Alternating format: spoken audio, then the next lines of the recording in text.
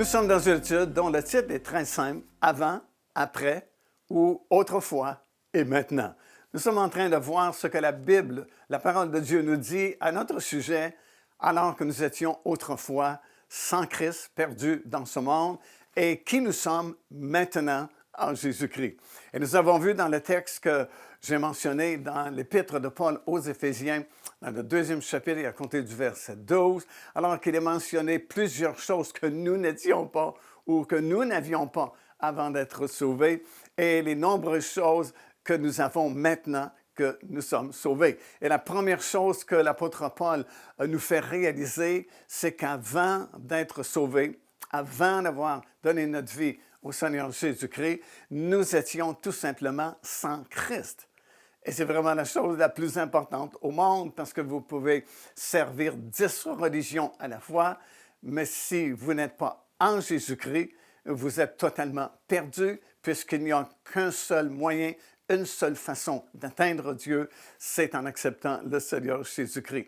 Comme je mentionné lors de notre enregistrement précédent, Jésus lui-même a dit « Je suis le chemin, la vie et la vérité » et nul, c'est personne, peu importe qui nous sommes, peu importe ce que nous faisons, peu importe ce que nous représentons, nul ne vient au Père que par moi, dit Jésus. Alors, première chose que nous n'avions pas autrefois, c'est que nous étions sans Christ. Nous n'avions pas la connaissance du Seigneur Jésus-Christ.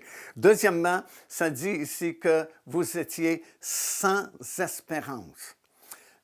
Autrefois, avant d'être sauvés, avant de connaître la vérité, avant de connaître la parole de Dieu, la seule espérance que nous avions, c'est pour les choses de ce monde.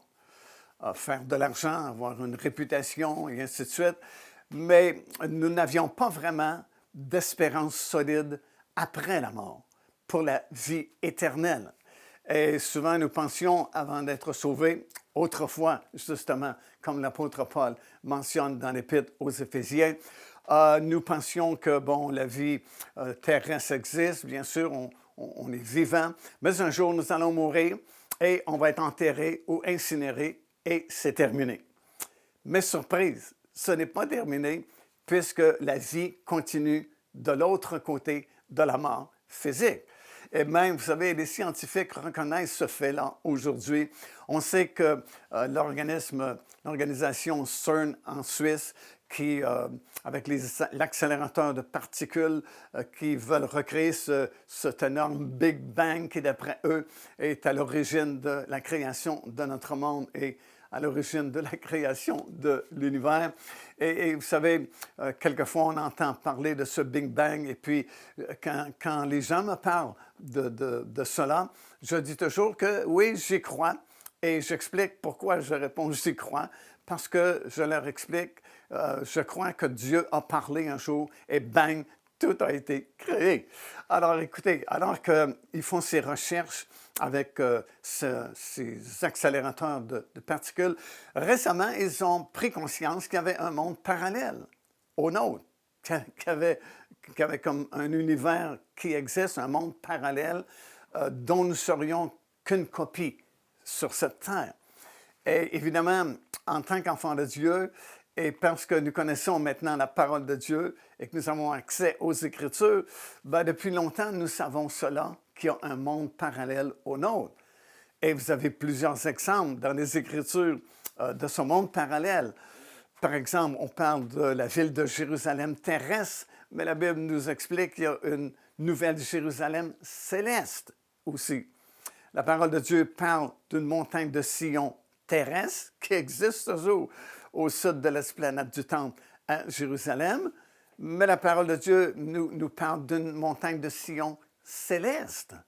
Il y avait autrefois un temple terrestre à Jérusalem qui a été détruit, bien sûr, ce deuxième temple par l'invasion romaine en l'an 70, mais la Bible nous informe que ce n'était qu'une copie de l'original qui est toujours là dans le ciel. Si vous aviez une vision présentement du ciel, première chose que vous verriez, c'est l'original, le temple dont Moïse a fait la copie par le tabernacle et que Salomon a construit plus tard à Jérusalem. Alors, il y avait un temple terrestre et il y a toujours un temple céleste.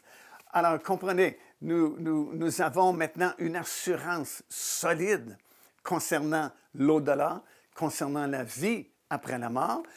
Parce que nous sommes en Jésus-Christ, nous avons maintenant une espérance et nous savons même où nous irons et nous savons en grande partie, bien sûr, nous ne connaissons pas toutes choses parce que la Bible ne nous révèle pas toutes choses, mais en grande partie, nous savons ce qui nous attend de l'autre côté de la mort physique parce que maintenant, nous avons été rapprochés, nous sommes en Jésus-Christ et nous avons accès à la connaissance de la parole de Dieu.